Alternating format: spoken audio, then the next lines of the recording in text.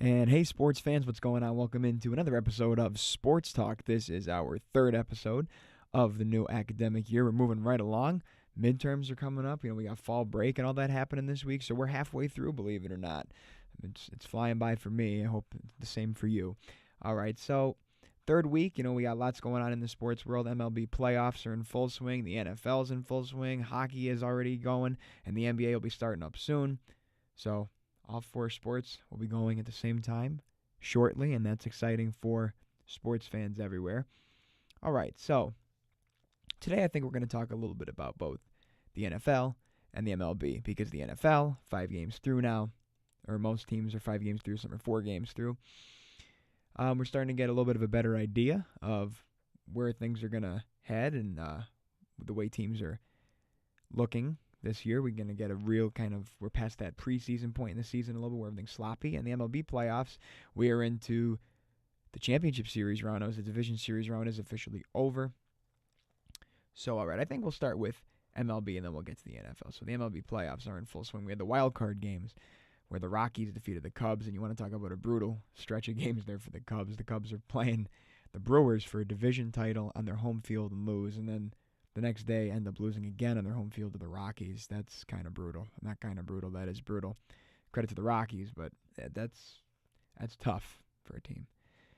But, the Cubs had their championship, so, the show must go on. This year they just didn't quite have what they needed to have to win. So in the American League, the Yankees defeated the Athletics 7-2.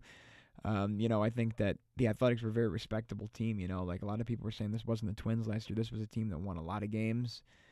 But in the end, they didn't have that starter for a one-game setting. They really didn't feel comfortable relying on their starters, and bullpenning the game didn't work out the way they had hoped.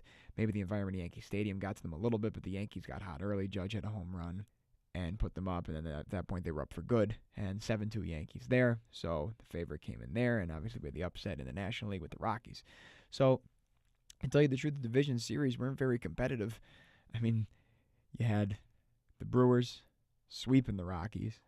You had the Astros sweeping the Indians, and you had the Dodgers winning in 4 over the Braves, and the Red Sox winning in 4 over the Yankees. So really, there's not a ton to talk about there because, other than, you can make the argument that this year even though, there were 3 teams won 100 games in the American League this year. So even though, when you look at it, you think, wow, this is great for baseball. Everybody's playing well. I mean, it seems though those top tier teams are the teams that are playing well, and then everybody else there's a disparity there, and one thing you got to say is that coming out of the American League this year is going to be brutal. Whoever comes out of there will have earned it. National League obviously is a feat in itself, but the American League, 300-win teams. I mean, wow, that's incredible to think about. And of course, those 3 teams were the Red Sox, the Astros, and the Yankees. So we'll start with the Astros since they're defending champions. In that series, the Astro pitching, just got the job done. And of course, you're not, the offenses weren't slouches by any stretch of the imagination, scoring 7 runs in game 1. They had 3 in game 2, but then they came back with 11 in deciding game 3. Verlander has been the difference the past couple seasons for this team.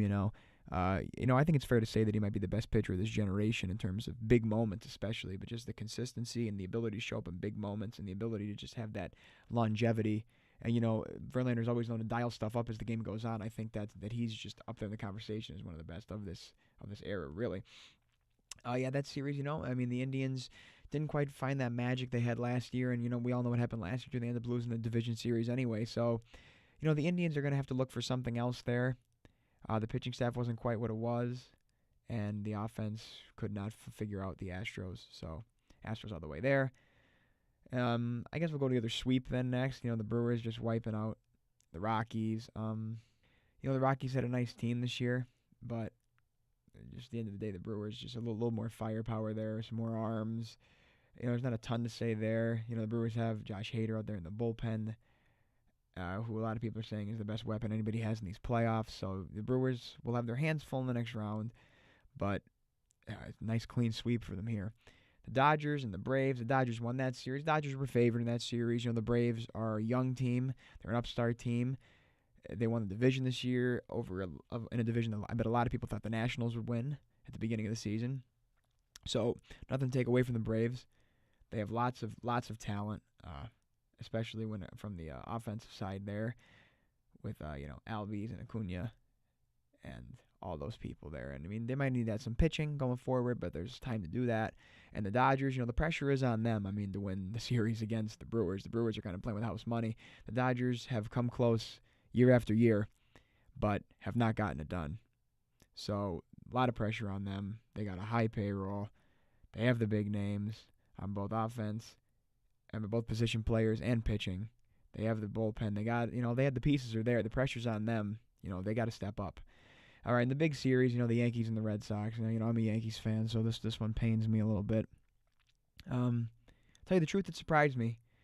After Game 2, I thought that, I'll admit it. I thought we were in a good spot in that series. I did.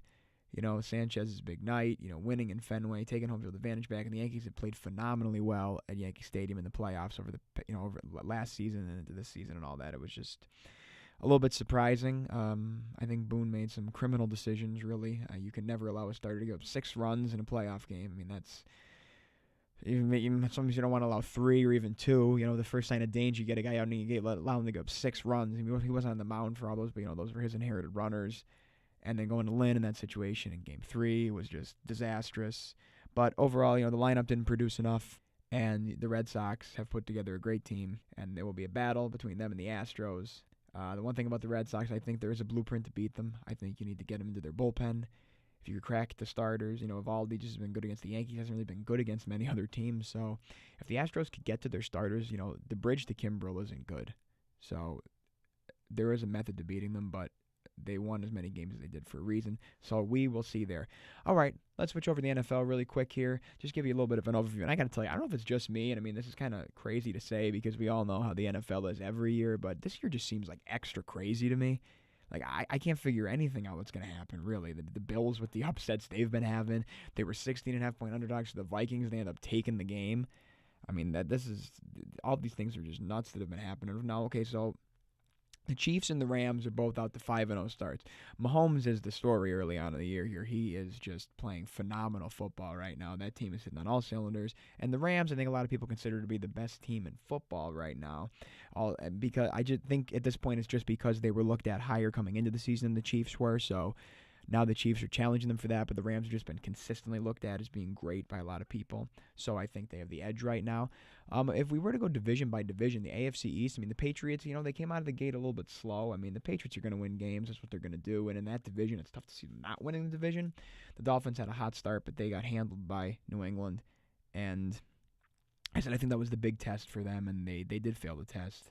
No, not taking anything away from them. They have a nice season going early on, but you still like the Patriots. They're the Bills. I mean, 2 wins for the Bills in their first 5 games. That's not too bad if you're a Bills fan. I know you want to win every game, but that's not too bad. The Jets, up and down year. Darnold up and down. Time will tell there. They're a young group. You do want to move in a positive direction, though, because you do feel as though you added talent from last year. Chiefs, like I said, 5-0, hitting on all cylinders right now. The offense is just firing. We knew they were going to have the skill positions. Kareem Hunt, Tyreek Hill, Travis Kelce.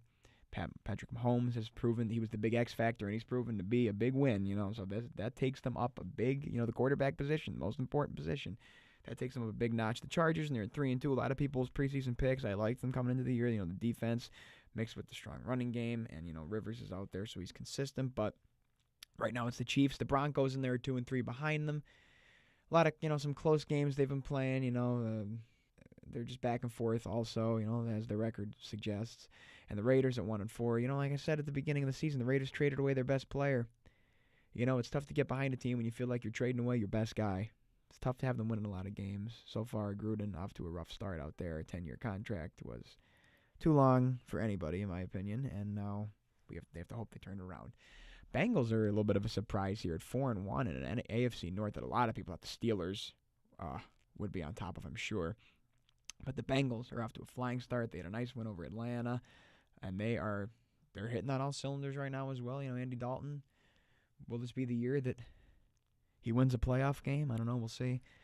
The Ravens in there at 3-2 also. They seem committed to Flacco. It seemed like they were hedging their bet earlier on in the year, but now it seems as though they're established with him. The Browns 2-1. The Browns could be 5-0 right now. I mean, really, they've had some bad luck. I mean, as is with the Browns, but 2-1 for them. I mean, everybody will think, you'll take it, but they feel like they could have done better in those games too. But, I mean, a nice start for the Browns this year. The Steelers are the big disappointment right now in football, 2-2-1, I think. I mean, they've come back, though, after the beginning of the year, so they're one of the disappointments. But, Le'Veon, they got to figure out that whole situation. I mean, if they're not going to pay the guy and they never have any intention of doing it, and he wants more money, they should just think about trading him and moving on. They have Connor now. He's doing a nice job. But the Steelers at the bottom of that division, surprising. Titans at 3-2. This is a little bit of a surprise, too, that they're on top in a really loaded division on there with the Jaguars, the Texans, and the Colts. The Jags, their defense didn't hold up last week, so that's a problem.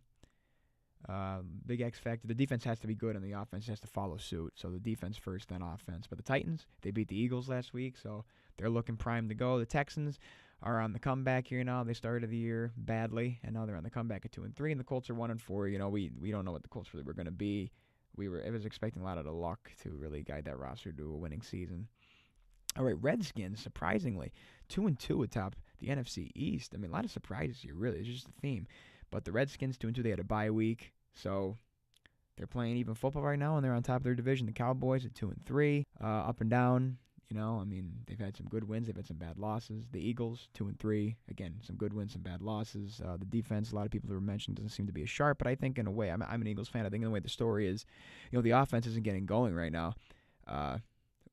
Could Wentz find that again and get them going? That's what we need to find out. The Giants, the offense doesn't work with the Giants. I think it's time they need to do something. I mean, maybe it's just time to say eventually, this combination's not working like we wanted to. I mean, they just can't outscore points enough to win games, and until they do something about the offense, it's going to be tough. Rams, like I said, 5-0, hitting on all cylinders. They look like, a team that could go to the Super Bowl right now. Seahawks behind them at 2-3. Up and down for a team that lost a lot of vets, a lot of turnover there. They're staying competitive. The Cardinals are 1-4, and the 49ers are 1-4. Obviously, the 49ers lost Garoppolo. That changes everything for them. And the Cardinals, young team, with a new quarterback, so 1-4, not so far off from where we expected. The Bears, 3-1 atop the NFC North. Another surprise. The Bears, Khalil Mack and that defense really, wreaking havoc up there. But 3-1 for them is a surprise for a lot of people. Trubisky playing good enough early. The Packers, 2-1. Rodgers got hurt earlier in the year. Is he 100%? We don't know, but they're still remaining competitive. They tied with the Vikings, who were also 2-1. Vikings picked up a big win against the Eagles.